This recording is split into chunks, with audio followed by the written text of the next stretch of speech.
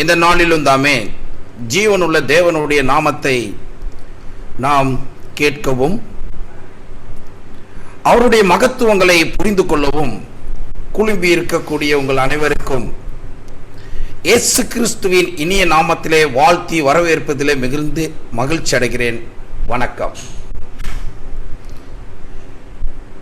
நிகழ்ச்சி ஏற்பாட்டாளர்களுக்கு நன்றி, வணக்கம். நேற்றைய தினத்திலே நாம் பார்த்த தொடர்ச்சியை இந்த நாளிலும் பார்க்க போகிறோம்.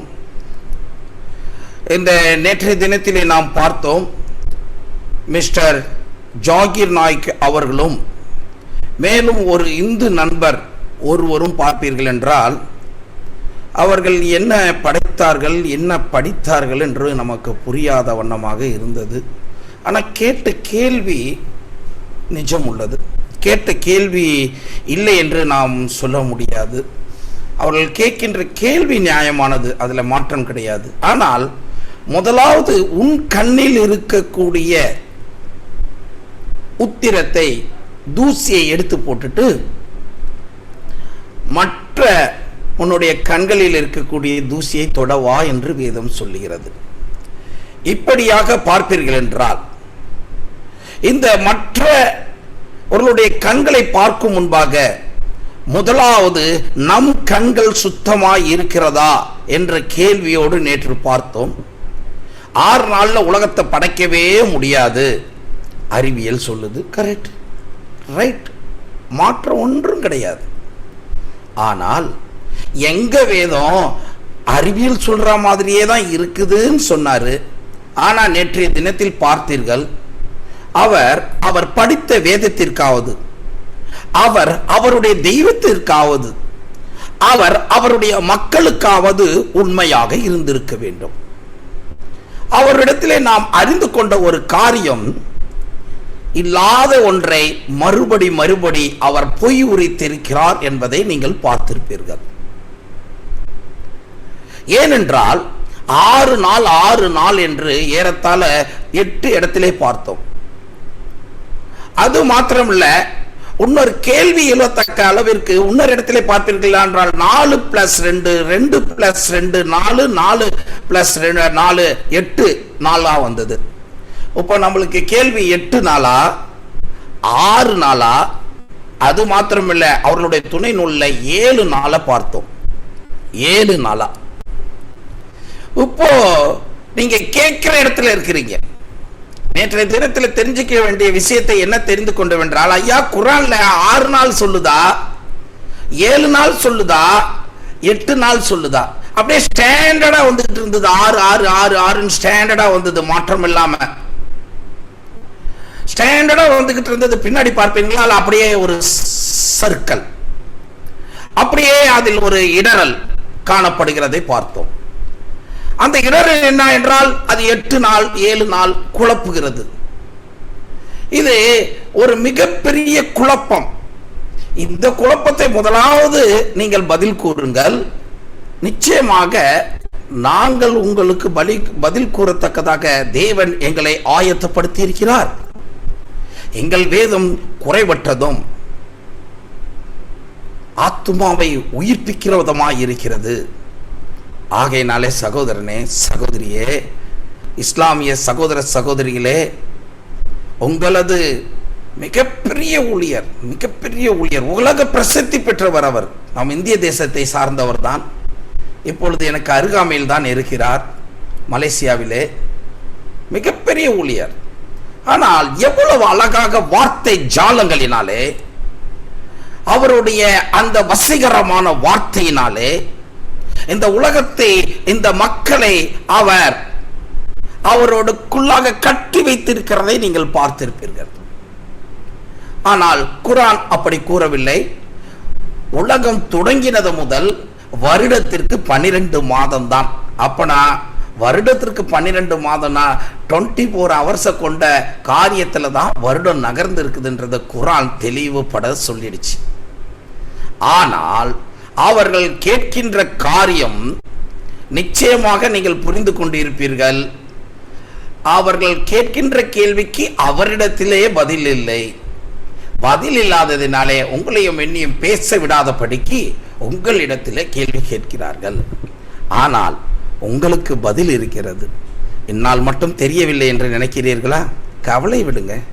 நம்ம கர்த்தர் வானத்தையும் நம்ம கர்த்தர்னு சொல்லக்கூடாது, நம்ம கர்த்தர்னு சொல்லக்கூடாது, தப்பு. அந்த சராசரங்களையும் படைத்த தேவன், இந்த உலகத்தின் ரட்சகர், உலக ரட்சகர், உலகத்தில் உள்ள 750 கோடி மக்களுக்கும் அவரே ரட்சகர்.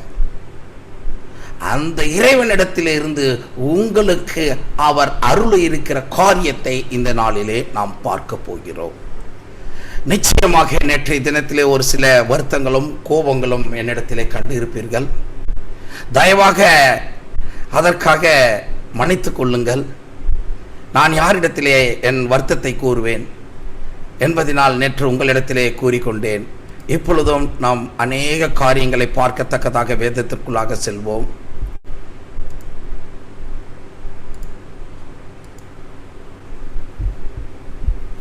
நாட்களில்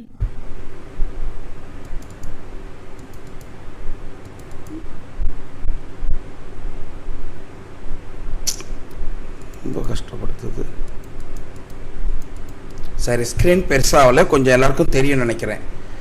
7 நாட்களிலே இந்த உலகங்கள் 6 நாளாக படைக்கப்பட்டு 7ஆம் நாளிலே தேவன் மனிதனை ஆசீர்வதித்தார் என்று பார்க்கிறோம். ஆமா, படிக்கலாமா? படிங்க. தேவன் ஆதாமை படைத்த போது குழந்தையாக படைக்கவில்லை, அறிவும் சரீர வளர்ச்சியாக படைத்தார். ஆதாம் படைக்கப்பட்டதற்கு அடுத்த நாள் ஆதாமின் வயது 1 நாள். ஆனால் அவர்கள் உடல் வளர்ச்சி கொண்டு வயதை கழித்தார். அம்மா, உங்களுடைய இது கரெக்டா வச்சு படிங்க. சவுண்டு கரெக்டா கேட்கல எங்களுக்கு.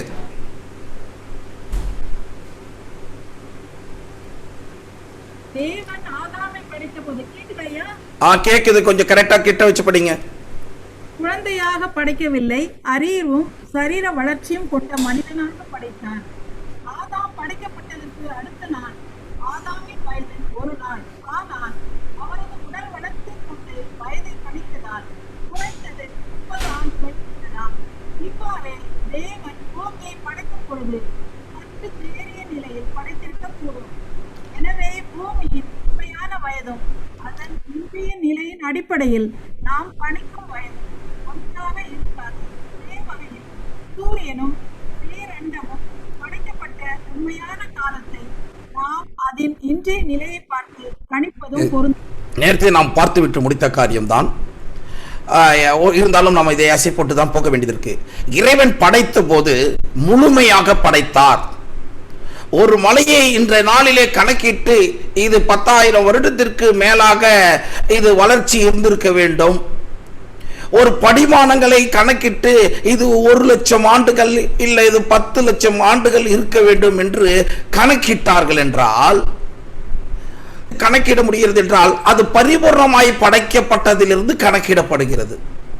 ஒரு 1,00,000 வருஷம் வளரக்கூடிய ஒரு மலையாய் இருந்தாலும், ஒரு 1000 வருடம் முதிர்ச்சி அடைந்த ஒரு மரமாய் இருந்தாலும், ஒரு 30 வயது முதிர்ச்சி அடைந்த ஒரு மனிதனாகி இருந்தாலும் அது முழுமையாய் படைக்கப்பட்டது. அப்படின்னா 0+30 சேர்த்தாகணும். ஆதாமை நீங்கள் பார்க்கும் அந்த நாளிலே அவனுக்கு உண்மையாகவே 1ஆம் நாள், அவனுடைய வயசு 1 நாள் தான். ஆனா அவன் 30 வயதிற்கு மேல் உள்ளவனாக தான் படைத்திருக்கப்பட்டு இருக்க வேண்டும் என்பது நம்மளுடைய ஒரு கணிப்பாக காணப்படுகிறது. அப்படி என்றால் தேவன் அதை பரிபூர்ணமாய் படைத்திருக்கிறார். சரி, அது மாத்திரமல்ல, வேறொரு சில காரியங்களை நாம் சிந்திக்க வேண்டியதா இருக்கிறது. இந்த பூமி 450 கோடி ஆண்டுகள் பழமையானது என்று சொல்லுகிறார்கள் படைக்கப்பட்டு. ஆனால் இதன் பிரகாரம் நாம் பார்ப்பேன் என்றால் இந்த பூமி பார்ப்பேன் நெருப்பாய் இருந்தது. அந்த நெருப்பிலிருந்து அது ஐஸ் நிறைந்த ஒரு காரியமாய் காணப்பட்டது. பின்பு தண்ணீரினாலே நிரப்பப்பட்டு அந்த பூமி இருந்தது. பின்பாக அந்த பூமியின் தண்ணீர்கள் வற்றி போய் அது தரைத்தளம் காணப்பட்டது. அதில்தான் பூமி உண்டானது என்பது விஞ்ஞானத்தின் கருத்து. அதை எப்படி என்பதையும் நாம் பார்ப்போம். மேலும் அந்நியல் ஜியாலஜி.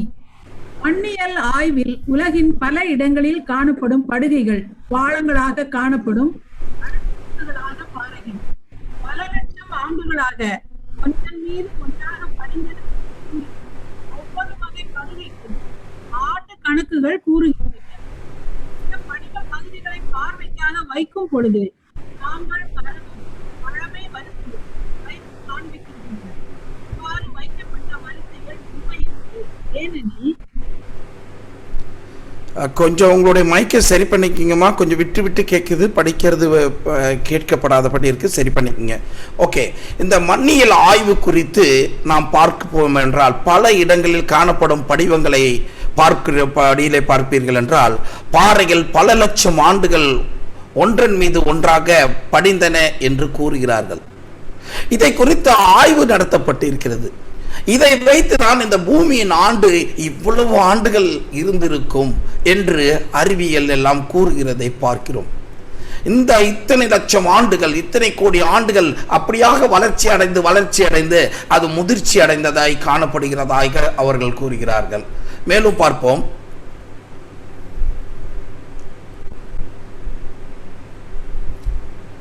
உலகில் பல பாகங்களில் இயற்கையை தோண்டி பார்க்கும் பொழுது பல இடங்களில் வெவ்வேறு வரிசைகளில் இவை பூமியில் காணப்படுகிறது. சில எரிமலை பகுதிகளில் நமது கண் முன்பாகவே சில நாட்களுக்கு சில மணி நேரத்திலே பல படுகைகள் ஒன்றன் மீது ஒன்றாக அமைகின்ற பல ஆண்டுகள் தேவையின்றி அவை துரிதமாக சில நாட்களிலேயே நடைபெறுகிறது. எனவே படிவங்களை வைத்து காலத்தை கணிப்பது சரியான முறை அல்ல. இது இப்பொழுது நிரூபிக்கப்பட்ட உண்மை. இந்த படிமங்களை வைத்து அதனுடைய ஆயுள் காலத்தை நிர்ணயிப்பது சரியானது அல்ல என்பதை இங்கு தெளிவாக கூறுகிறதை பார்க்கிறோம். இதை வைத்து தான் இவர்கள் என்ன செய்கிறாங்க, அந்த கணக்கீடுகளை சொல்லுகிறார்கள். இந்த மிஷினரி பார்ப்பீர்கள் என்றால் இப்பொழுது சமீப காலத்திலே ஒரு காரியத்தை பார்த்து விட்டு பார்ப்போம். அம்மா வந்துட்டீங்களா? படிங்க. காலத்தை கணிக்கும் கருவிகள். நன்றாய் கேக்குது. ஒரு செயலின் ஒரு பகுதி நடக்கும் கால இடைவெளியை போன்று அச்செயலின் 10 மடங்கு நடப்பதற்கு 10 மடங்கு கால இடைவெளி இருக்கும் என்று கருதுவது தவறு. எடுத்துக்காட்டாக, கடல் நீரில் 1000 ஆண்டுகளில் ஒரு குறிப்பிட்ட அளவு உப்புத்தன்மை கூடுகிறது என்று எடுத்துக்கொண்டால் 10,000 ஆண்டுகளில் 10 மடங்கு கூடியிருக்காது. ஏனெனில் நிலத்தில் இருந்து மழை நீரால் கரைந்து வரும் உப்புக்களின் அளவு காலப்போக்கில் குறையும் என்பது யாவரும் அறிந்த உண்மை.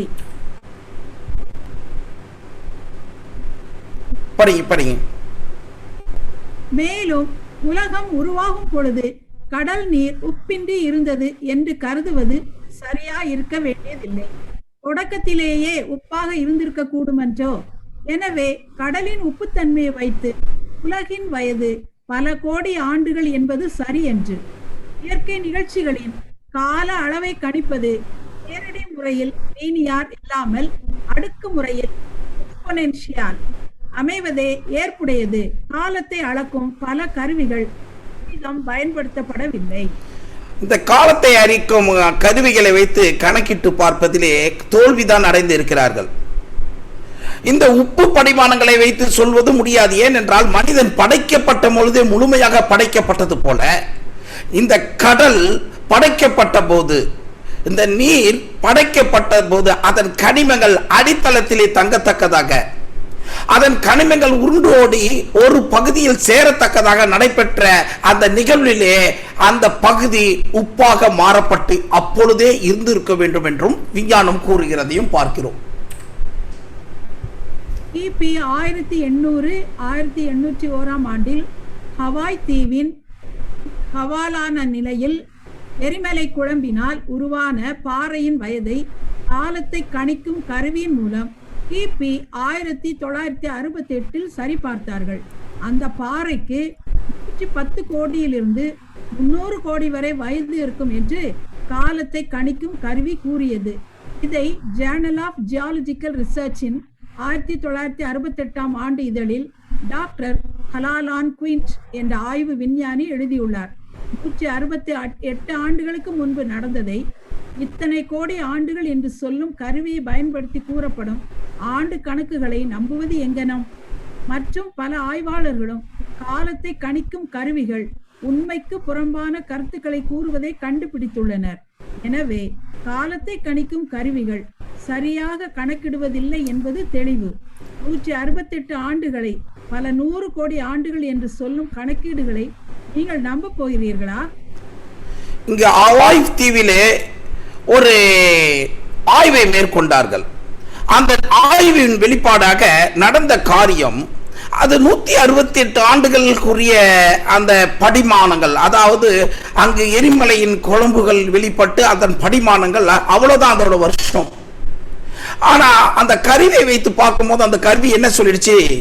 300 வருஷத்துக்கிட்ட சொல்லிடுச்சுங்களாம். அதுவும் எத்தனை? 300 வருஷம் இல்ல, 300 கோடி வருஷத்துக்கு சொல்லுது. அப்பனா இந்த கணினி, இந்த கருவி, இந்த கணிதம் எல்லாம் முழுமையாக தப்பாக காணப்படுகிறது என்பதை இதிலிருந்து ஊர்ஜினமாக காணப்படுகிறது. இது நான் ஏதோ கதை சொல்லவில்லை, இதை நான் டைப் பண்ணல.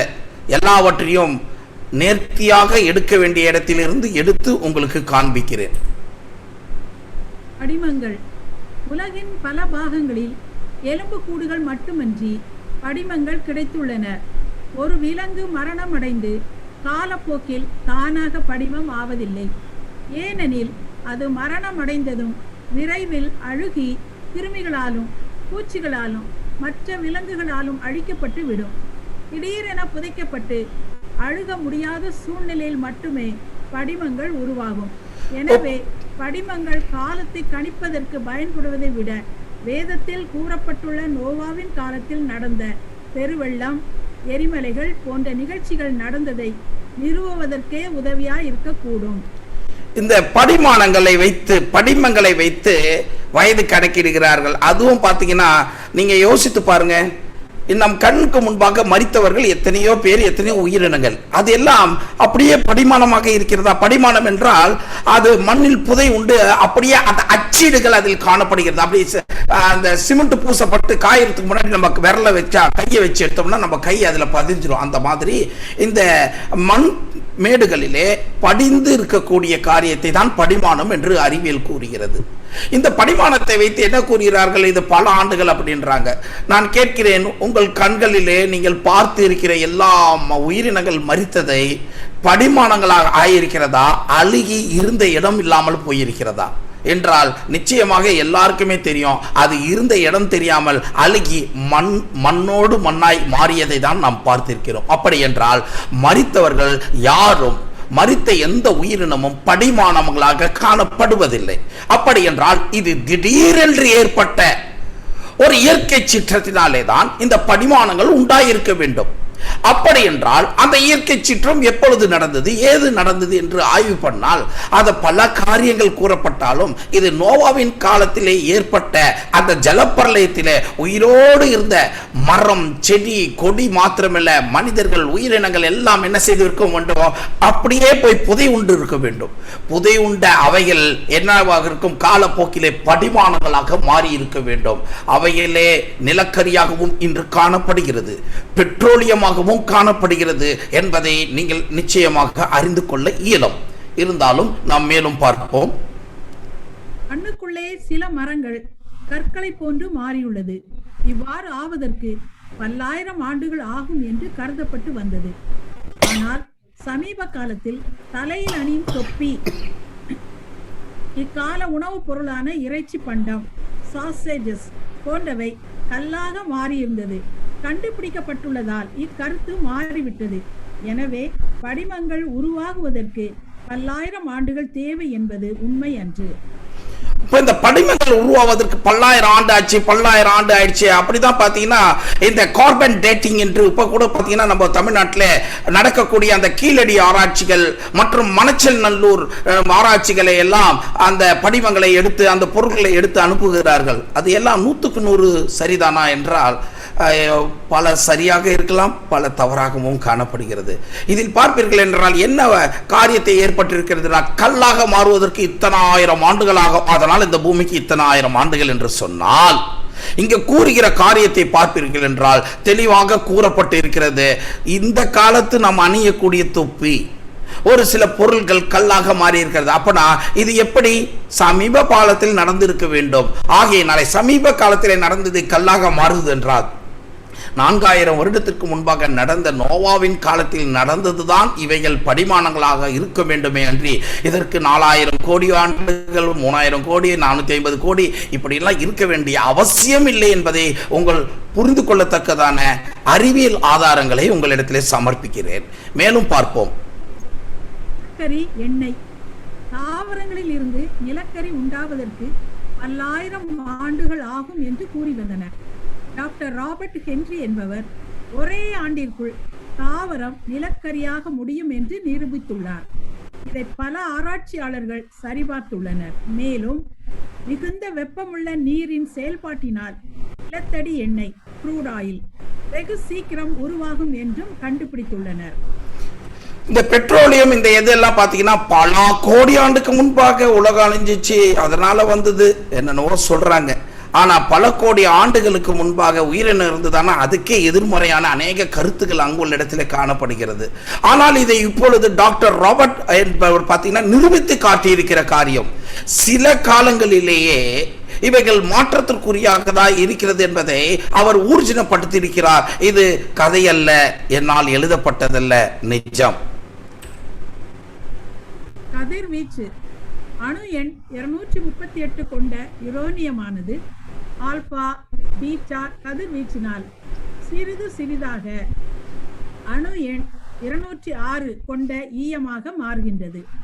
பாறைகளில் உள்ள யுரேனியம், ஈயம் ஆகியவற்றின் அளவை கொண்டு உலகம் 450 கோடி ஆண்டுகளுக்கு முன்பு உருவாகியுள்ளது என்று கூறுகின்றனர்.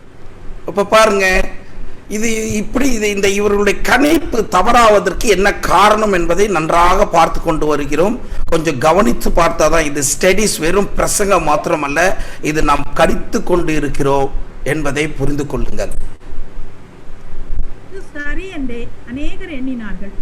கதிர்வீச்சு ஒரே அளவு இருந்தது என்று தவறாக கற்பனை செய்து அவ்வாறு கூறுகின்றனர். மேலும் பாறையில் காணப்படும் ஈயம் அனைத்தும் கதிர்வீச்சினால் மட்டுமே உருவாகி இருக்க வேண்டியதில்லை. இயற்கையிலேயே ஈயம் உண்டு. எனவே ஆரம்பத்திலேயே அதில் பெரும் பகுதி ஈயமாக இருந்திருக்க கூடும் என்பதை இவர்கள் கருத்தில் கொள்ளவில்லை. எனவே உலகின் வயதை குறித்த கால கணிப்புகள் எதுவும் சரியன்று. உலகின் காந்த ஆற்றல் களம் மேக்னெட்டிக் ஃபீல்ட். உலகின் காந்த ஆற்றல் களம் வலுவிழந்து வருகிறது. பல ஆண்டுகளாக கூர்ந்து கவனித்து கணிக்கப்பட்டதிலிருந்து பூமியின் வயது 20,000 ஆண்டுகளுக்கு குறைவானது என்று தெரிய வருகிறது. காலங்களை கணிப்பதற்கென்று தற்காலத்தில் பயன்படுத்தப்படும் ரேடியோ கார்பன் முறையை பயன்படுத்தி ஏறத்தாழ 15,000 கால குறிப்புகளை ஆராய்ந்து அவற்றில் உள்ள அடிப்படை பிழைகளை திருத்தி பேராசிரியர் ராபர்ட் ஒயிட்லா என்பவர் பூமியின் வயது ஏறத்தாழ 7,000 ஆண்டுகள் மட்டுமே இருக்கும் என்று கூறியுள்ளார். சரியான முறையில் காலத்தை கணிக்கும் கருவியினை கொண்டு உண்மையாக கணித்து கூறும் காலம் சீக்கிரத்தில் வரப்போகிறது. இந்த கால குறிப்புகள் பிரச்சனை எல்லாம் என்னன்னா, நம்ம கண்டுபிடிச்ச அந்த கருவியே சரியில்லைன்றது தான் இவங்களுடைய ஒரு நமக்கு சமர்ப்பித்து இருக்கக்கூடிய ஒரு கருத்தாக காணப்படுகிறது. இதனால் வரக்கூடிய விளைவுகளை தவிர வேறு இல்லை என்பதை பார்த்துக்கிறோம். செய்தித்தாளிலோ தொலைக்காட்சியிலோ நூல்களிலோ பல லட்சம் அல்லது பல கோடி ஆண்டுகள் இருந்தது பறவை, விலங்கினம், மீன் படிமம் என்று எழுதுவதை கண்டால் அது உண்மை என்று உடனடியாக ஏற்றுக்கொள்வது சிறந்ததல்ல. ஓகே, இப்ப நீங்க இவ்வளவு நேரம் பார்த்துட்டீங்க, எல்லா காரியத்தையும் பார்த்துட்டீங்க. அறிவியலில் இருந்து நாம் பார்த்தோம். அறிவியலுக்கு எல்லா அறிவியலுக்கும் பார்ப்பீர்கள் என்றால் எதிர்மறை அறிவியல் உண்டு. அந்த எதிர்மறை அறிவியல் கூறுகிறது இவர்களுடைய கால கணிப்புக்குரிய எல்லா வழிகளும் தப்பினமாக காணப்படுகிறது என்று கூறுகிறதை பார்க்கிறோம். அது மாத்திரமல்ல, அவர்கள் பண்பட்ட ஒரு பூமியை, அதாவது 30 வயது உடைய அந்த ஆதாமை பார்த்தா 30 வயது தான் சொல்லுவோம், வேற வழி இல்லையே. அப்படின்னா இந்த பூமி முழுக்க முழுக்க பண்பட்டு இவர்கள் நினைக்கிற மாதிரி அந்த வளர்ச்சி ஒரு 30 வருஷம் வாழ்ந்தாதான் 30 வயது அடையும் அப்படின்ற கணக்கின் பிரகாரமே இந்த பூமி இத்தனை ஆண்டுகள் இருந்தாதான் இப்படிப்பட்ட பண்பட்டு இருக்கும் அப்படின்னு இந்த குறைஞ்ச அறிவை வச்சு ஐடியா பண்றாங்க. அந்த ஐடியாலஜி ஃபெயிலியர்ல தான் போயிருக்குது. ஏனென்றால் பூமி படைக்கப்பட்ட போதே முழுமையாகவே படைக்கப்பட்டது என்பது வேதம் நமக்கு சொல்லுகிறது. ஒன்றும் நாம் பார்ப்போம். இப்பொழுது பார்ப்பீர்கள் என்றால் பாரதிய படைப்பு, சரி நான் இதை நான் படிச்சுக்கிறேமா, கொஞ்சம் எழுத்துக்கள் காணா போயிடுச்சு. பாரா எபிரேய வார்த்தைகள் இவை. பாரா என்றால் புதிய படைப்பு. பாரா என்றால் புதிய படைப்பு, ஞாபகம் வச்சுக்கீங்க. ஆஸ் என்றால் ஒன்றில் இருந்து ஒன்று வந்தது. ஆஸ் என்றால் ஒன்றில் இருந்து ஒன்று வந்தது. ஒன்று, அதாவது ஒன்று பிரித்தல். ஆஸ் என்பதற்கு ஒன்று பிரித்தல் என்று அர்த்தம். பின்பு பார்த்தீர்கள் என்றால் தசா இருக்கிறதிலிருந்து பிரித்தல் என்று கூறப்படுகிறது. தசா என்றால் இருக்கும், அதிலிருந்து பிரித்தல் என்று அர்த்தம். இது எல்லாம் எபிரேய பைபிளிலே பார்ப்பீர்கள் என்றால் 1ஆம் அதிகாரத்தில் இருக்கக்கூடிய அந்த படைப்பின் காரியங்களை கூறுகிறதை பார்க்கிறோம். அந்த படைப்பின் காரியங்களை கூறுகிறதை பார்க்கிறோம். படிங்கம்மா. ஹலோ, படிக்கலாம். தேவன் படிங்க. 1ஆம் அதிகாரம் 3, 4, 5 வசனங்கள். தேவன் வெளிச்சம் உண்டாக கடவது என்றார், வெளிச்சம் உண்டாயிற்று.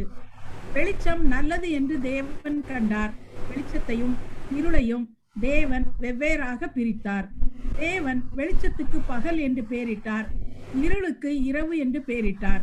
சாயங்காலமும் விடியற்காலமும் ஆகி 1ஆம் நாள் ஆயிற்று. அவர் ஒரு கேள்வி கேட்டாரு, இப்ப உங்களுக்கு ஞாபகம் வந்திருக்கணும். 6 நாள்ல படைக்க முடியுமா அப்படின்னா, 6 நாள்ல படைக்க முடியுமான்னு ஒரு மிகப்பெரிய கேள்வி வச்சாரு. இந்த பூமி 6000 வருஷம் தானான்னு ஒரு கேள்வி வச்சாரு. அதற்கு எல்லாத்துக்கும் பதில பார்க்கும் முன்பாக முதலாவது நாம் பார்க்க வேண்டிய விஷயம், 1ஆம் நாள் என்ன படைக்கப்பட்டுச்சு? அம்மா சொல்லுங்களா? அம்மா சொல்லுங்க, அம்மாவே திருப்பி சொல்லுங்க. கேக்குதுங்களா? வெளிச்சம், 1ஆம் நாள் வெளிச்சம். வெளிச்சம் படைக்கப்பட்டது. அப்பனா 1ஆம் நாள் வெளிச்சம் படைக்கப்பட்டது. அப்படின்னா காரணி காணும். அவர் கேட்ட கேள்விக்கு இப்பதான் நம்ம நேரடியாக வரப்போறோம். முன்பெல்லாம் உலகத்தின் வயது இவ்வளவு சொல்வதற்கு இல்லை என்பதற்கான சில காரணங்களை பார்த்தோம்.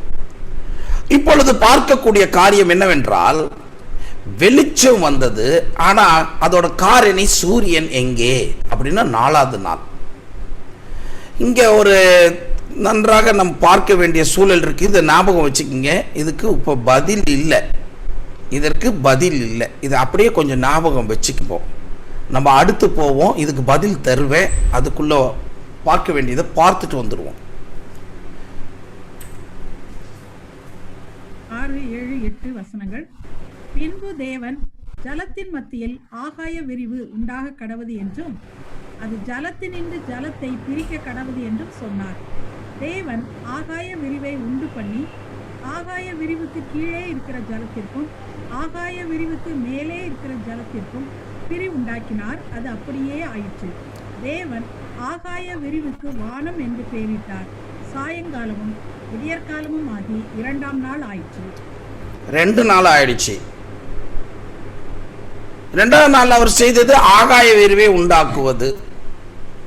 தேவன் ஆகாய விரிவை உண்டு பண்ணி என்ன நடந்தது அப்படின்னு பார்த்தீங்கன்னா, தண்ணீரை பிரித்தார். ஓகே, இது அப்படியே ஞாபகத்தில் வச்சிருங்க. பதில் வரல.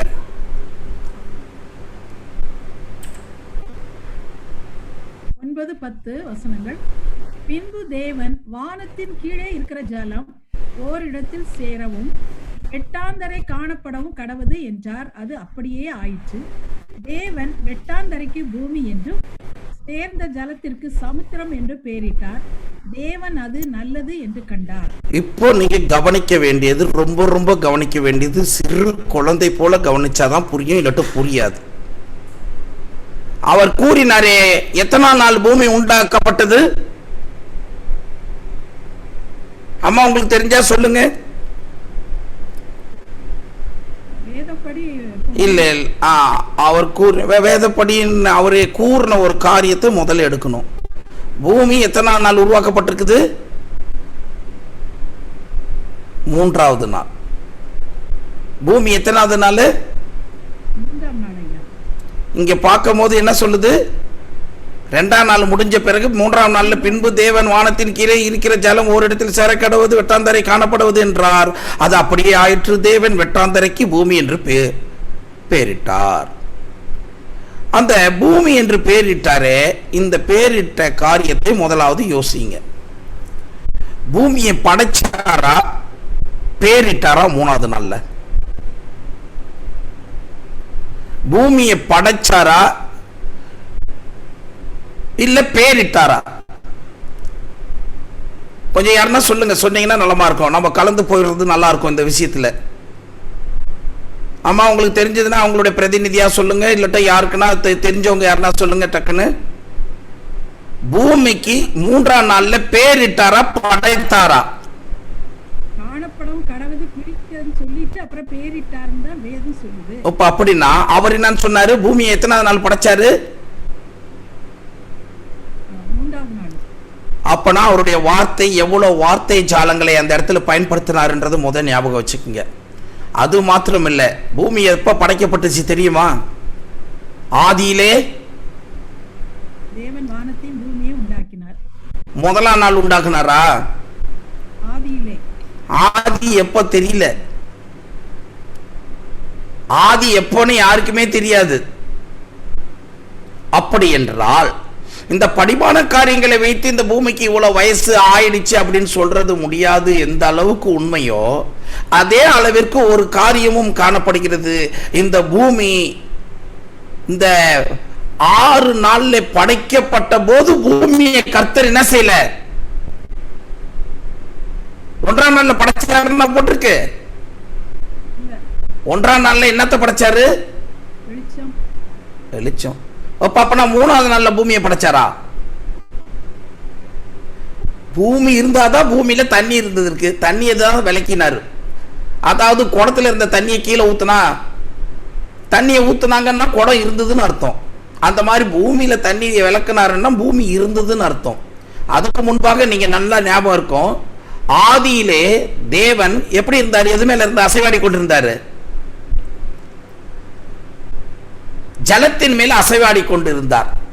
பூமியானது வெறுமையாய் இருளுமாய் காணப்பட்டது என்று வேதம் சொல்லுகிறது. அப்படி என்றால் காணப்பட்டது என்றால் பூமி என்ன செய்திருச்சு? ஆதியிலேயே தேவன் என்ன செய்திருக்கார்? படைச்சிருக்கார். அது ஆதி என்பதுதான் நமக்கு தெரியாது.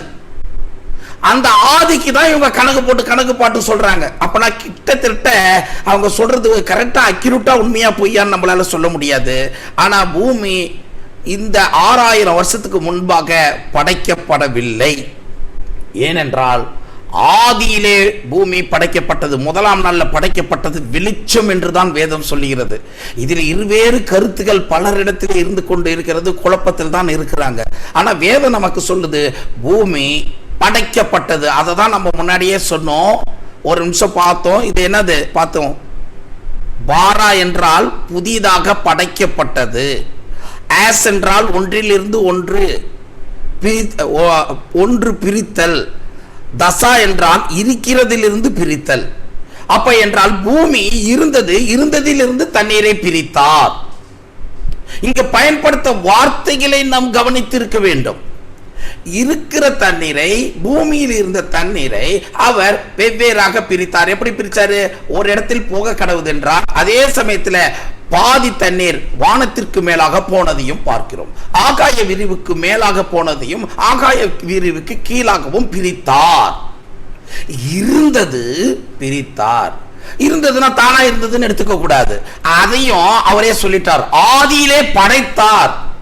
ஆதியிலே இருந்ததுன்னு சொல்லல, ஆதியிலே படைத்தார். ஆகையினாலே நமக்கு இங்க சொல்லுகிற காரியத்தை பார்ப்பீர்கள் என்றால் தேவன் தெளிவான ஒரு விஷயத்தை சொல்றார். மூன்றாம் நாள் பூமியை படைத்தார் என்று சொல்லவில்லை.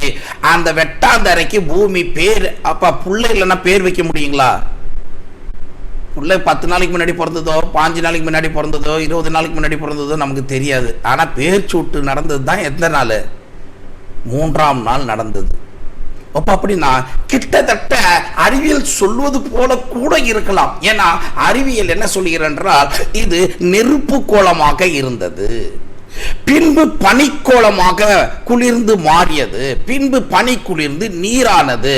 ஆனால் நீரானதிலிருந்து வேதம் சொல்லுது, அதுக்கு முன்னாடி என்ன நிலையில இருந்தது நமக்கு காட்டல. ஏன்னா அவர் படைக்கும் போது இந்த பூமி எப்படி இருந்தது? அவர் படைக்கும் போது எப்படி இருந்தது? ஆவியானவர் எதன் மேல் அசைவாடி கொண்டிருந்தார்?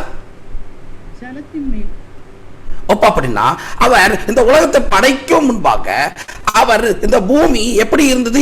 இருளா இருந்தது, ஜலம் சூழ்ந்து இருந்தது என்று நாம் பார்க்கிறோம். அப்படி என்றால் 3ஆம் நாள் பூமி படைக்கவில்லை. இப்போ 6 நாள்ல படைச்சுதா அப்படின்னு கேள்விக்கு 6 நாள்ல என்ன நடந்ததுன்றதுதான் இங்க சொல்லப்பட்டிருக்குதே தவிர 6 நாள்ல பூமியை படைச்சுதான்றதுன்னா இங்க கேட்கல, சொல்லல, அதை சொல்லவே இல்லை.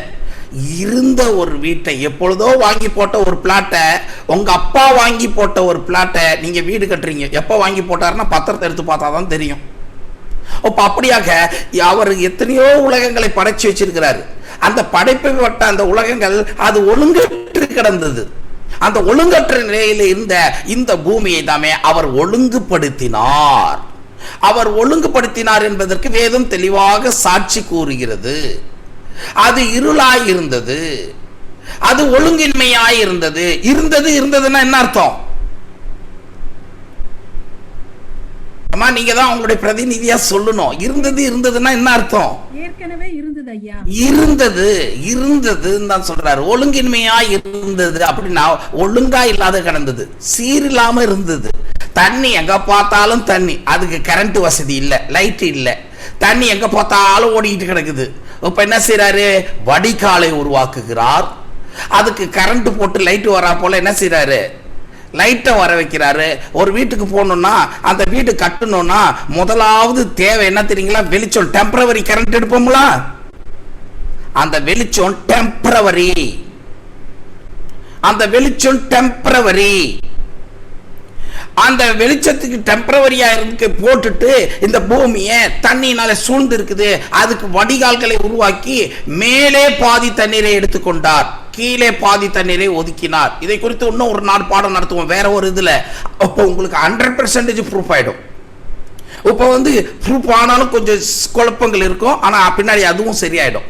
சரி, இப்ப பார்த்தீர்கள் என்றால் இங்க கூறக்கூடிய காலத்தின் பிரகாரம் இருந்தது, அது ஒழுங்கின்மையா இருந்தது, வெறுமையா இருந்தது, அதுல ஒண்ணுமே இல்லை. மனுஷன் வாழ்வதற்கு தகுதியற்றதா இருந்தது. தகுதியற்ற இதுவை தகுதியாக்கின அந்த நாள் தான், இதை தவிர வேறு எதுவும் இல்லை. அப்படி என்றால் பூமி ஏற்கனவே இருந்துச்சு. இருந்த பூமியில அதை ஒழுங்குபடுத்தினதுக்கு தான் எத்தனை நாள் ஆச்சு? 6 நாள் ஆச்சு. ஒழுங்குபடுத்துறதுக்கு 6 நாள் ஆச்சு. அப்படின்னா விஞ்ஞானம் கூறுறதும் உண்மை, பைபிள் கூறுறதும் உண்மை. பைபிள் கூறுறதுதான் விஞ்ஞானம் என்ன செய்யுது சொல்லுதை தவிர வேற எதையும் சொல்லவில்லை. புரிஞ்சுக்கிறது நம்மளுடைய தப்பினமா இருக்குதே தவிர வேதம் தெளிவா தான் சொல்லுது. இருளா இருந்தது. பூமியை படைச்சேன்னு எங்கன்னா போட்டிருக்கிறாரா பாருங்க. போட்டிருக்கிற இடம் ஆதி. முதல் நாளும் கிடையாது, 6 நாள்ல திருப்பி படிச்சாலும் கிடையாது. இந்த 3ஆம் நாள்ல படைச்சாருன்னு சொல்றது படைக்கல, பேரிட்டார். இருந்ததுக்கு பேரிடுறதுக்கும் படைச்சதுக்கும் வித்தியாசம் நிறைய இருக்குது. பேரிட்டார் தான் போட்டிருக்குது, பூமியை படைத்தார்னு போடல. பூமியை படைத்தார்னா தண்ணி தனியா தொங்க இருந்தா? பூமியில தான் தண்ணி இருந்தது. சரி, இப்ப நீங்க பார்த்துட்டீங்க. எதற்கு அடுத்து நம்ம ஒரு காரியத்தை பார்ப்போம். இருந்ததிலிருந்து பிரித்தல் ஆஸ் என்று பார்த்தோம். மேலும் இப்ப பாருங்க என்ன சொல்றாரு பாருங்க. பூமியானது ஒழுங்கின்மையும் வெறுமையுமாய் இருந்தது. இருந்துதா? இருந்தது. நான் சொன்னேன், நான் சொல்லல. ஆழத்தின் மேல் இருள் இருந்தது. இருந்தது. தேவ ஆவியானவர் ஜலத்தின் மேல் அசைவாடு கொண்டு இருந்தார். அப்படின்னா அவர் கவலைப்பட வேண்டிய அவசியம்னா இல்லை. சயின்ஸ் பிரகாரமே வேதம் கரெக்டாக தான் சொல்லியிருக்கு. சயின்ஸ் எதுவும் தப்பாக சொல்லாது அப்படின்றத காட்டிலும் வேதம் எதையும் தப்பாக சொல்லாதுன்றது உண்மை. மேலும் பார்ப்போம். 13ஆம் வசனம். பூமியின் மேல் மனுஷனுக்கு அதிகாரம் கொடுத்தவர் யார்? பூச்சக்கரம் முழுதையும் ஒழுங்குபடுத்தினவர் யார்? இதோட தலைப்பு காணா போயிடுச்சு. நீங்கள் வீட்டில் போய் தேடுங்க. இது உங்களுக்கு அசைன்மெண்ட்டுன்னு நினைக்கிறேன். தப்பாக நினச்சிக்காதீங்க. வீட்டில் தேடிக்கிங்க. ஆனால் இது ஆதியாகமும் இல்லை. இங்கே என்ன போட்டிருக்குது பார்த்தீங்கன்னா, பூமி என்ன படுத்தினாராம்? பூமியை படைச்சாருன்னா போட்டிருக்கு இந்த இடத்துல. ஒழுங்குபடுத்தினார். ஒழுங்குபடுத்தினார். எப்போ படைச்சாரு? ஆதியில படைச்சாரு. அப்படா இந்த 6 நாள்ல என்னத்தை தான் உண்டா செஞ்சாருன்னு கேட்டீங்கன்னா, பூமியை சக்கரத்தை முழுவதையும் ஒழுங்குபடுத்தினார். ஆதாரம் பின்னாடி ஆதாரத்தை கொடுக்கிறாரு, திரும்பவும் ஊர்ஜினப்படுத்துறாரு. மேலும் ஆதியிலே தேவன் வானத்தையும் பூமியையும் சிருஷ்டித்தார். ஆதியாகமம் 1:1. முதலாம் நாள் வானத்தையும் பூமியும் சிருஷ்டித்தார்னு போட்டிருக்குது. ஆதியிலே முதலாம் நாள் என்ன சிருஷ்டித்தார்? வெளிச்சத்தை சிருஷ்டித்தார். அப்பனா முதலாம் நாள்ல பூமியை சிருஷ்டிக்கல, வானத்தை சிருஷ்டிக்கல. அவர் சிருஷ்டித்தது ஆதியிலே சிருஷ்டித்தார். எப்பொழுது தெரியல. அதுக்கு தான் 450 கோடி ஆண்டுகள் அவங்க சொல்றாங்க. இருந்தாலும் இருக்கலாம், தெரியல, நம்மளுக்கு தெரியல. இந்த 6 நாள்ல நடந்த காரியத்தை மாத்திரம் நாம் பார்க்கிறோம். இங்க பார்ப்பீர்கள் என்றால் இந்து புராணத்துக்கு திருப்பி வர வேண்டியது இருக்கு. அங்க நமக்கு அது சாட்சிடுது. பாருங்க. எல்லா உலகமும் எல்லா உயிர்களும் எல்லா பொருள்களும் எண்ணறிய வல்லாளநாதி பரமசிவனது சொல்லால் ஆகுமே கோனாரே. பரமசிவன்னா திரும்ப திரும்ப யாருன்னா தப்பா நினைச்சுக்காதீங்க. பரத்தில் இருக்கிற தேவன் அர்த்தம். சிவன் என்றால் சிவந்தவர்னு அர்த்தம். இது புரியாத ஏதோ நம்ம கற்பனையா நினைச்சிட்டு இருக்கோம். நிறைய பேர் அல்லானா என்னன்னு தெரியலன்றாங்க. அல்லானா எதுவும் கிடையாதுங்க. இன்னைக்கும் நீங்க அரபு மொழியில போயிட்டு அரபு மொழியில இருக்கிற பைபிளை வாங்கி இங்க இருக்கக்கூடிய என் பக்கத்து தேசத்தில் இருக்கக்கூடிய அந்த மலேசியா தேசத்துல போய் அங்க அந்த மலாய் பைபிள் என்று சொல்வார்கள், அதை வாங்கினீர்கள் என்றால், இந்த இந்தோனேசியான் இருக்குது, அங்க போய் பைபிள் வாங்கினீங்கன்னா அந்த பைபிள்ல கர்த்தர் கர்த்தர் கடவுள் கடவுள்னு போட்டிருக்கிற எல்லா இடத்துலயும் என்ன போட்டிருக்கோம் தெரியுங்களா? அல்லாஹ் அல்லாஹ் அல்லான்னு போட்டிருக்கோம். என்னன்னு போட்டிருக்கோம்? ஏமா சொன்னது நீங்க தான் பிரதிநிதி. சொல்லுங்க. அல்லான்னு போட்டிருக்கிறதுனால ஐயோ இந்த பைபிளே தப்பு, பைபிளே தப்பு, அட்டகாசம் பண்ணக்கூடாது, சின்ன பிள்ளையாட்டம். இப்படிதான் அட்டகாசம் பண்ணிட்டாங்க. வேற எதுவும் நடக்கல. பாவம் குழந்தை அப்படிதான் அட்டகாசம் பண்ணும். எனக்கு அதே வேணும், அடம் பிடிக்கும். உலகத்தை பறந்து விரிந்து பாருங்க.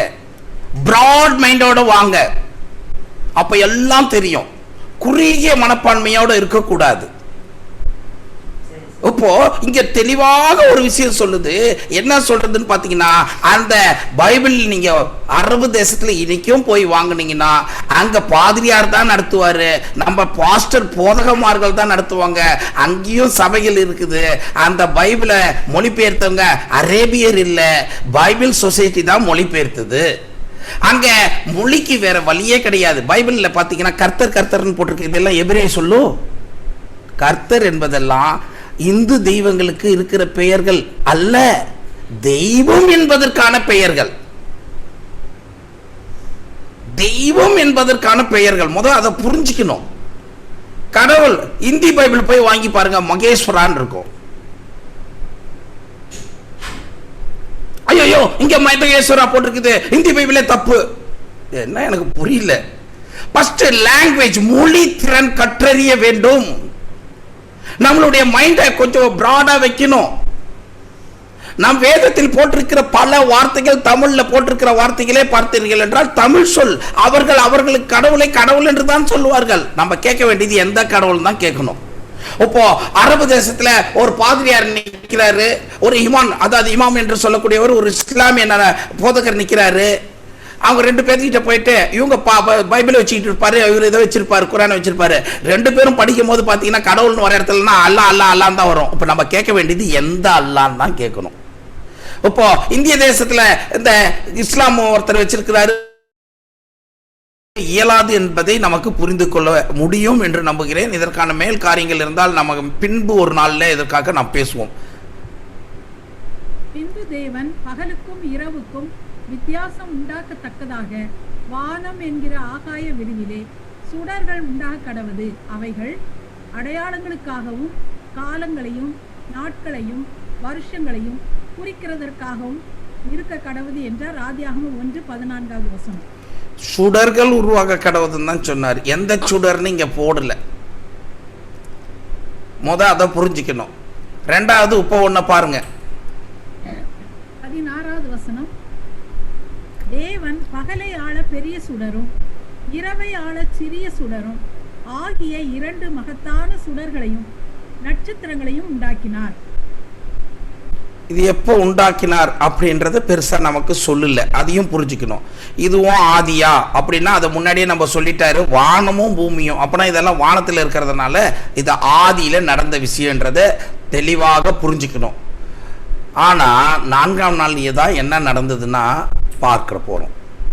17. அவைகள் பூமியின் மேல் பிரகாசிக்கவும் 18. பகலையும் இரவையும் ஆளவும் வெளிச்சத்துக்கும் இருளுக்கும் வித்தியாசம் உண்டாக்கவும் தேவன் அவைகளை வானம் என்கிற ஆகாய விரிவிலே வைத்தார். தேவன் அது நல்லது என்று கண்டார். சூரா 21:30. நிச்சயமாக வானங்களும் பூமியும் முதலில் இணைந்திருந்தன என்பதையும் இவற்றை நாமே பிரித்தமைத்தோம் என்பதையும் உயிருள்ள ஒவ்வொன்றையும் நாம் தண்ணீரிலிருந்து படைத்தோம் என்பதையும் காப்பீர்கள் பார்க்கவில்லையா? இவற்றை பார்த்தும் அவர்கள் நம்பிக்கை கொள்ளவில்லையா? கொஞ்சம் இங்க இருந்து அங்க சொல்ற காரியங்கள் இருக்கும். அது பின்னாடி அதுக்கான காரியத்தை பார்ப்போம். சூரா 41:12. உலகத்திற்கு சமீபமான வானத்தை நாம் விளக்குகளை கொண்டு அலங்கரித்தோம், இன்னும் அதனை 12. ஆதியாகமம் 1. சரி, இப்போ நம்ம ஒன்று புரிஞ்சுக்கணும். இவ்வளவு நேரம் படிச்சோம், படிச்சதுல படைத்தது என்று அங்க போடவே இல்லை. இருந்ததுன்றதுதான் பார்த்துக்கிட்டு வந்துட்டு இருக்கிறோம். இருந்ததிலிருந்து பிரித்தது, உண்டாக்கினது, 3 விதங்கள் இங்கு காணப்படுகிறதை நாம் பார்க்க வேண்டிய அவசியம் நமக்கு இருக்கிறது. மேலும் இதை பார்ப்போம். இதுல பாத்தீங்கன்னா 3ஆம் நாள்ல என்ன ஆயிடுச்சு பார்த்தீங்கன்னா, மரஞ்செடி கொடியெல்லாம் உண்டாச்சு. மரஞ்செடி கொடியெல்லாம் 3ஆம் நாள்ல உருவாச்சுன்னா எப்படி அந்த பச்சையம் அந்த ஒளி சேர்க்கை இருக்காதபடிக்கு எப்படி என்று ஒரு கேள்வி எழுப்பினார். அவர் கேட்கறது நியாயம்தான். அவர் என்ன சொல்றாருன்னு கேட்டீங்கன்னா, நீண்ட காலம் நீங்கள் யுகமாக உண்டாக்கப்பட்டுச்சுன்னு சொன்னா ஒரு யுகத்துக்கும், அதாவது 3வது யுகத்துக்கும் 4வது யுகத்துக்கும் மிகப்பெரிய கால இடைவெளி வரும். அப்படி என்றால் நீங்கள் யுகம் என்று சொன்னீர்கள் என்றால் சூரியன் 4ஆம் நாள்ல வந்ததுன்னா 3ஆம் நாள்ல படைக்கப்பட்டது இருக்காது, காணா போயிடும், செத்து போயிடும், எல்லாம் இருக்கவே இருக்காது. வரலாம், ஃபர்ஸ்ட் படைக்கப்பட்டது இல்லை, வரவே வராது அப்படின்றது தான் ட்ரூ.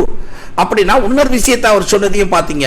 4வது நாள்ல, அதாவது 24 மணி நேரங்களை கொண்ட 6 நாள்ல தான் இது படைக்கப்பட்டதுன்னு ஒத்துக்கிட்டீங்கன்னா நிச்சயமாக ஒரு காரியம் நடக்கும். என்ன நடக்கும்னு கேட்டீங்கன்னா, 4வது நாள் சூரியன் வந்தாலும் பரவாயில்லை, இது என்ன செய்ய நிற்கும்னாரு. ஆனா அப்படின்றது அவரே ஒத்துக்கிட்டாரு. சரி, அவர் ஒன்னும் பாவம் பார்க்க வேண்டியதில்லை. சூரியன் பல்ச்சின்னு இது அடிக்கணும்னு கிடையாது. ஏற்கனவே வெளிச்சம் இருந்ததுன்றதையும் நம்ம பார்த்துருக்கோம். அந்த வெளிச்சம் எப்படி இருந்ததுன்றதான் இப்ப நம்ம பார்க்க போறோம். 5. நிலத்தினுடைய சகலவித செடிகளும் பூமியின் மேல் இன்னும் உண்டாகவில்லை, நிலத்தினுடைய சகலவித பூண்டுகளும் இன்னும் முளைக்கவில்லை. ஏனெனில் தேவனாகிய கர்த்தர் பூமியின் மேல் இன்னும் மழையை பெய்ய பண்ணவில்லை, நிலத்தை பண்படுத்த மனுஷனும் இருந்ததில்லை. அப்பொழுது மூடு பனி பூமியிலிருந்து எழும்பி பூமியை எல்லாம் நனைத்தது. 9. தேவனாகிய கர்த்தர் பார்வைக்கு அழகும் புசிப்புக்கு நலமுமான சகலவித விருட்சங்களையும் தோட்டத்தின் நடுவிலே ஜீவ விருட்சத்தையும் நன்மை தீமை அறியத்தக்க விருட்சத்தையும் பூமியிலிருந்து முளைக்க பண்ணினார். இப்போ பூமியிலிருந்து முளைக்க பண்ணினார். இப்போ பாருங்க, யோபு 37 அதிகாரம் 18வது வசனம். பார்க்கப்பட்ட கண்ணாடியைப் போல் கெட்டியான ஆகாய மண்டலங்களை நீர் அவரோட கூட இருந்து விரித்தீரோ. இதற்கு எல்லாம் ஒரு சில காரியத்துக்கு நம்ம பின்வரும் நாளில் கொஞ்சம் கூடிய விரைவில் இதற்கான சம்பந்தப்பட்ட நேரடியான பதில்களை பார்க்க போகிறோம். இப்பொழுது கொஞ்சம் தெரிஞ்சு மட்டும் வச்சுக்கோங்க. எபிரேயர் 1 அதிகாரம் 10-11. கர்த்தாவே, நீர் ஆதியிலே பூமியை அஸ்திபாரப்படுத்தினீர். வானங்களும் உடைய கரத்தின் கிரியைகளாய் இருக்கிறது. அவைகள் அழிந்து போம், நீரோ நிலைத்திருப்பீர். அவைகள் எல்லாம் வஸ்திரம் போல பழமையாய் போம். சங்கீதம் 102 25வது 26வது கவிகள். நீர் ஆதியிலே பூமியை அஸ்திபாரப்படுத்தினீர். வானங்கள் உடைய கரத்தின் கிரியையாய் இருக்கிறது. அவைகள் அழிந்து போம், நீரோ நிலைத்திருப்பீர். அவைகள் எல்லாம் வஸ்திரம் போல் பழமையாய் போம். அவைகளை ஒரு சால்வை போல் மாற்றுவீர், அப்பொழுது மாறிப்போம். 69 சங்கீதம் 78. தம்முடைய பரிசுத்த ஸ்தலத்தை மலைகளைப் போலவும் என்றைக்கும் நிற்கும்படி தாம் அஸ்திபாரப்படுத்தின பூமியைப் போலவும் கட்டினார். 2 பேதுரு 2:6. சோதம் குமாரா என்னும் பட்டணங்களையும் சாம்பலாக்கி கவிழ்த்து போட்டு ஆக்கனைக்குள்ளாக தீர்த்து பிற்காலத்திலே அவபக்தியாய் நடப்பவர்களுக்கு அவைகளை திருஷ்டாந்தமாக வைத்து. அப்பொழுது தேவன் நோவாவை நோக்கி, மாம்சமான யாவரின் முடிவும் எனக்கு முன்பாக வந்தது. அவர்களாலே பூமி கொடுமையினால் நிறைந்தது. நான் அவர்களை பூமியோடு கூட அழித்து போடுவேன். சரி, நம்ம பார்த்துக்கிட்டு வரும். நேரம் ரொம்ப கடந்து போய்விட்டதுனால நான் சுருக்கமாக பட்டியல் என்று நான் முடிக்க போகிறேன். இப்போ அது பார்த்தீங்கன்னா, முதலாவது பார்த்தீங்க, பூமியானது ஏற்கனவே இருந்தது. ஆகையினாலே பூமி பல ஆயிரம் ஆண்டுகள் இருந்து இருக்கலாம், அப்படின்னா இருந்துக்கலாம், தெரியல, பரவாயில்ல. ஏன்னா பூமி ஏற்கனவே இருந்தது. அது ஆமானது விஞ்ஞானத்துக்கு உட்படுது. அடுத்து பார்த்தீங்கன்னா, ஒரு விஷயத்தை கொஞ்சம் வேண்டாமா, ஓகே, ஒரு வசனம் உங்களுக்கு இதுவாயிடுச்சு. சூரியனை தேவன் என்ன செய்தானா, சூரியனின் சந்தனையும் வைத்தார். சூரியனின் சந்திரனையும் 4வது அதிகாரத்துல 4வது நாள்ல படைச்சாருன்னா போட்டிருக்கு. கொஞ்சம் படிங்க பார்க்கலாம் டக்குன்னு.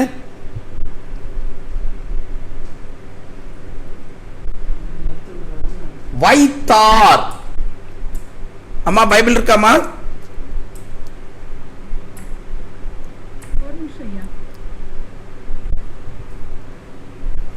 படிச்சு காட்டிட்டுனா நல்லா இருக்கும்.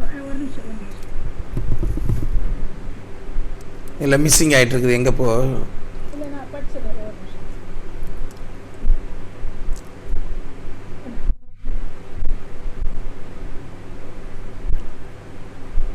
நம்ம முடிவுக்கு வந்துட்டோம். Sorry for the disturbance. Time ஏற்கனவே ஆரம்பிக்கும் போதே நமக்கு லேட் ஆயிடுச்சு.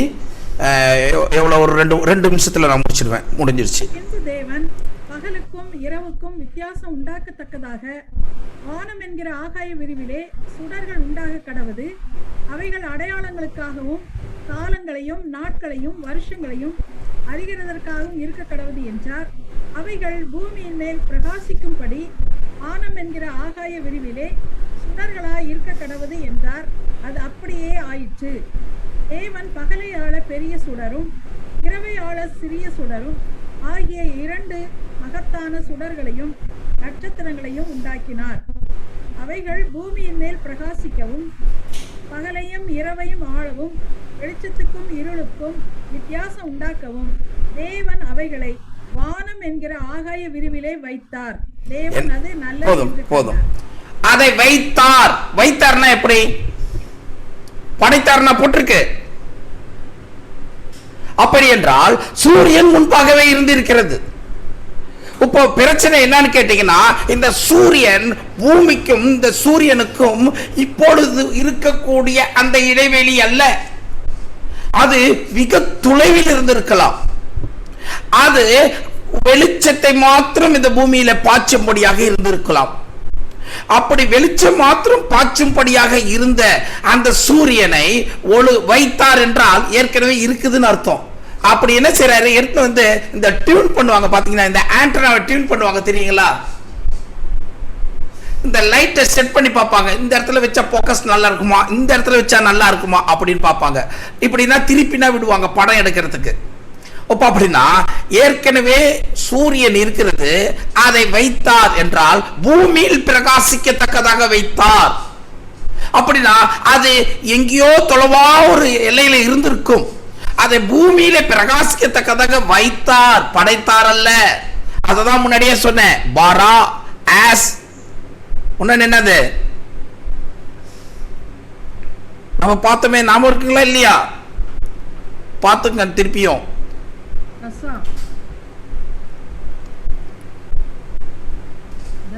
இப்ப பாத்தீங்கன்னா இங்க அழகா இது போல சொல்றத பாத்துங்க.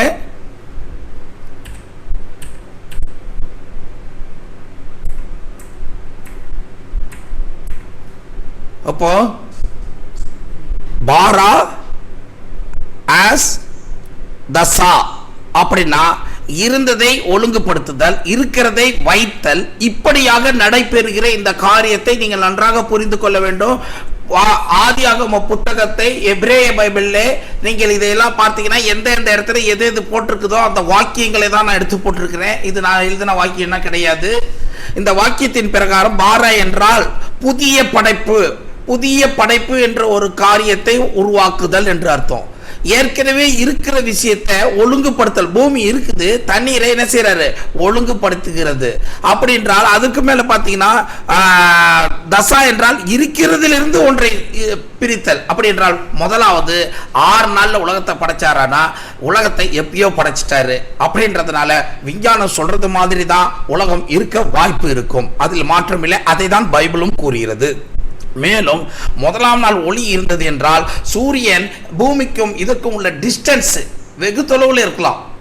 இன்னைக்கு பார்த்தீங்கன்னா நம்ம பூமிக்கு அடிக்கிற அளவுக்கு சூரியனுடைய வெளிச்சம் பின்னாடி இருக்கக்கூடிய சனிக்கோள்கள் அடிக்காது. சும்மா மினுக்கு மினுக்கு பீஸ் பண்ண பல்பாட்டம் இல்லாட்டு பார்த்தீங்கன்னா அந்த காலத்தில் பல்ப் இருக்கும் பாருங்க, அந்த மாதிரி மினுக்கு மினுக்குன்னு இருக்கும், அவ்வளவுதான்.